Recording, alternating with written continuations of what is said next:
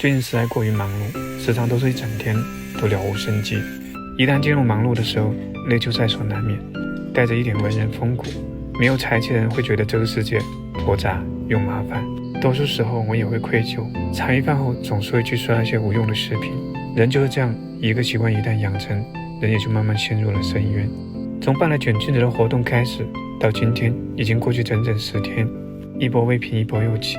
上一场活动的劳累还没有退却，新办的活动已经到来。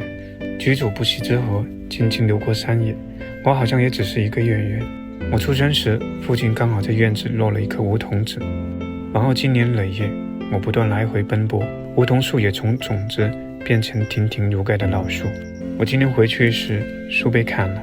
我看到它时，被截肢的它横七竖八地躺在那里，我有些难过。静默地坐上去，一截完好的木头刚好矗立在我面前，看着眼前清晰的轮廓，我便数起来，1、2、3、4、5、6，刚好30。原来转瞬之间我已经30了，30而立的30。我无关痛痒地看着园子里草木的春秋，这里年年都会被我母亲种满了玉米、红薯、木薯那些。春起时长苗，盛夏时枝繁叶茂，秋收时一片接着一片泛黄，最后进入萧瑟的寒冬。万物就这样，幼年时拼命生长，中年后又拼命奔向死亡。草一样，花一样，树一样，人也一样。梧桐树下3根雨，不到离情正苦时，一月月一声声，望情难却。我幼年时，它只有几只鸭，停在上面的麻雀并不多。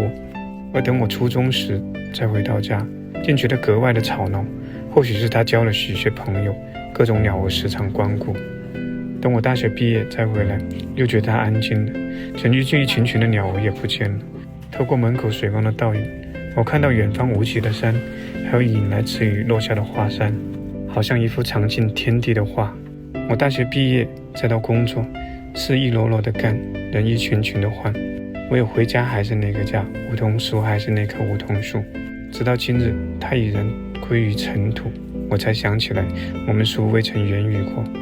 我们生在一年，在方圆几里的距离里，曾无数次相互陪伴。可今日之后，它便永远消失在这个世界上了。明日以后，我出门还会遇到形形色色的人，只是每次回家，我都不可能再见到他了。